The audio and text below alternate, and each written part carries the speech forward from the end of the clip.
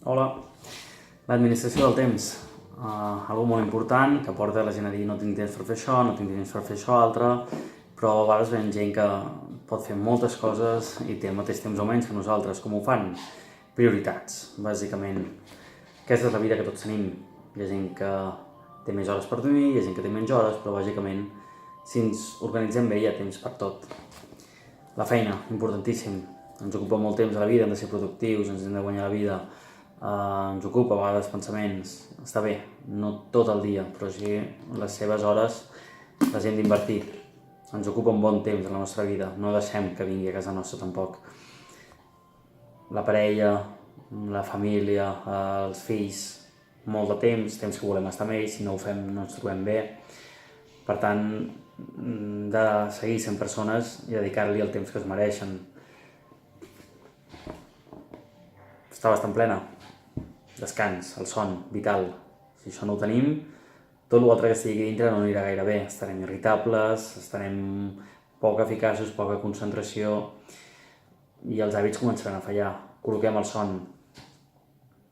L'exercici físic, això ens dona vitalitat, això ens dona vida, això ens fa sentir bé, ens fa veure'ns bé.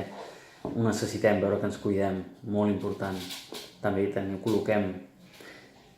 I bé, som éssers sociables, els amics.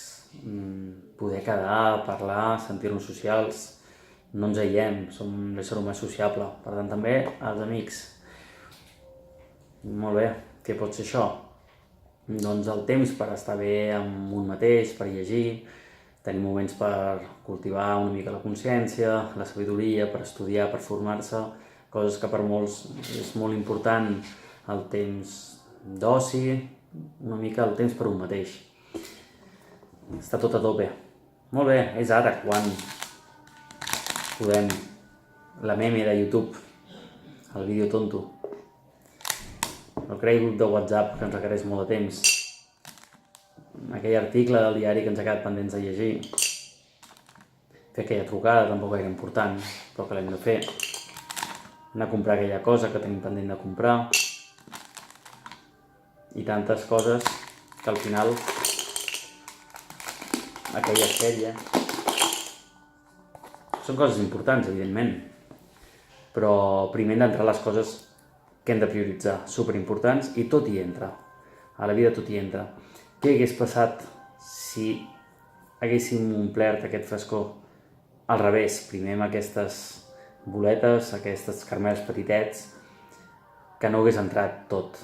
S'hagués anat acumulant i al final aquesta bola, per exemple, no hagués pogut entrar i diríem que no tenim temps per un mateix, o que no tenim temps per fer esport, hagués quedat a fora l'altra bola, o que no tenim temps per acabar la feina, la bola blanca, que no tenim temps per la família, la bola, el cor vermell, que no tenim temps per dormir, anem cansats, la bola gris, que no tenim temps per tantes coses, que al final pels amics, la bola groga.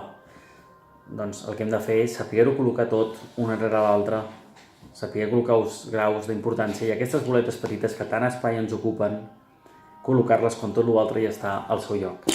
Si fem això, veurem que la nostra vida hi cap tot.